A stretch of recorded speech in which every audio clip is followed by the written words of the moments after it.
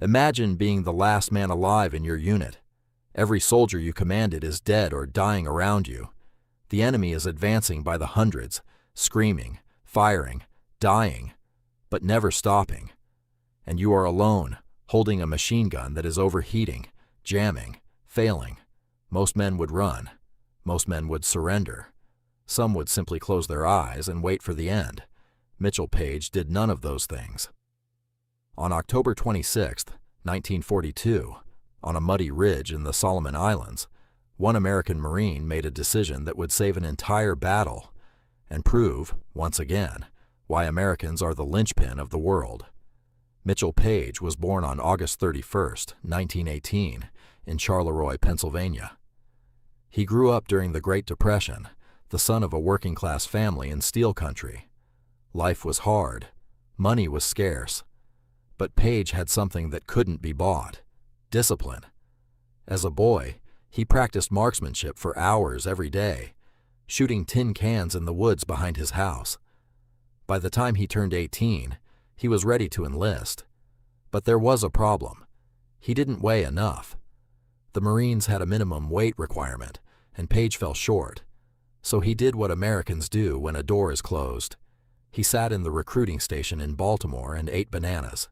He drank water. He stuffed himself until he made weight. And they let him in. That same stubborn refusal to take no for an answer would define the rest of his life. He completed boot camp at Parris Island, South Carolina, in November 1936. From there, he served aboard the USS Wyoming, guarded American property during the Tientsin flood in China, and played baseball on the All-Navy Marine team in the Philippines. By 1941, he was back in the States, helping build what would become Camp Lejeune in North Carolina. And then, on December 7, 1941, Pearl Harbor changed everything. Paige was sent overseas with the 7th Marines, 1st Marine Division. They landed on Guadalcanal in September 1942, and Guadalcanal was a hellhole.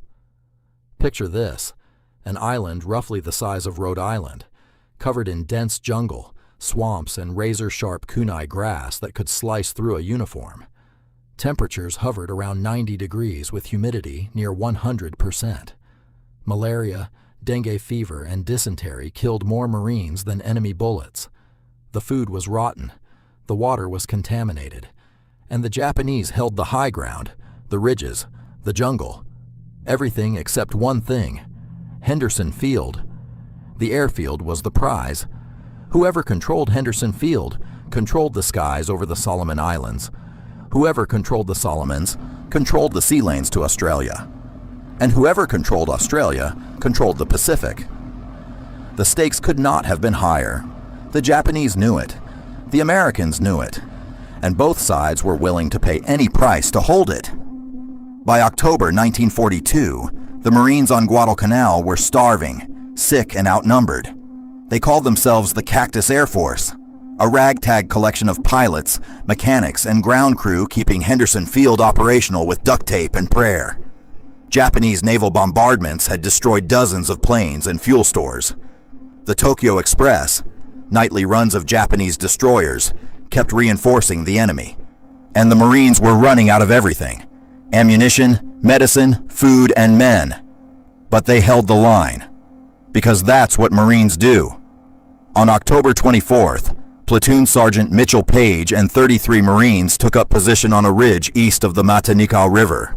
Their orders were simple and absolute: hold this line. If the Japanese break through here, they have a straight shot through the coconut trees right down to the beach road. And Henderson Field falls. It had been raining for days. The ridge was mud. The jungle was pitch black at night. And the Japanese were coming. At 1 a.m. on October 26, 1942, the Japanese hit them with everything they had. Wave after wave of soldiers from the 124th Infantry Regiment charged up that muddy hill, screaming, firing, dying. Paige's men cut them down, but the Japanese kept coming. Paige would later say it took him 15 years to tell anyone what happened that night. The screaming, the hollering, the hand-to-hand combat in the darkness. At one point, a Japanese soldier thrust his bayonet at Paige's head. Paige threw up his left hand to block it. The blade cut deeply into his hand, nearly severing his fingers. In a lightning move, Paige drove his K-bar knife into the attacker's neck, killing him instantly. There was even a flash of humor in the chaos. One of Paige's Marines, Stansberry, was throwing hand grenades at the enemy when a Japanese soldier started screaming, "Blood for the Emperor! Blood for the Emperor!" Stansberry yelled back, "Blood for Eleanor! Blood for Eleanor Roosevelt!"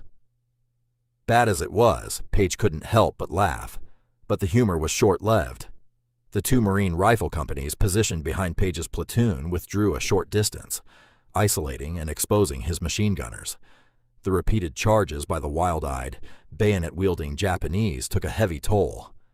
One by one, Paige's Marines fell. A mortar shell, a sniper's bullet, a bayonet in the dark. By dawn, Paige was alone. Every man in his section was either dead or too wounded to fight. And still the Japanese came. Paige crawled to another machine gun. He fired until it jammed. He crawled to a third. He fired until it overheated. He moved from weapon to weapon, position to position, never stopping, never retreating, never letting the enemy break through. He ran back and forth in the darkness, and when a gun wasn't firing, he'd fire the gun. He kept all the guns going, deceiving the Japanese into thinking there were still many more Marines on that ridge than there actually were. At one point, he felt a warmth between his chin and his Adam's apple. It was a bullet flying past his throat. That bullet was followed by 29 others from the same Japanese soldier, but the soldier missed every time. Paige finally got off a countershot. A single burst was enough. By the first flicker of dawn, after 3 hours of frenzied combat, the light of morning revealed a landscape blanketed with the dead and wounded bodies of American and Japanese soldiers. 98 Japanese dead lay on the ridge, another 200 in the ravine below. The Marines of Company F had suffered 14 killed and 32 wounded, and Mitchell Paige was still standing. But the battle wasn't over.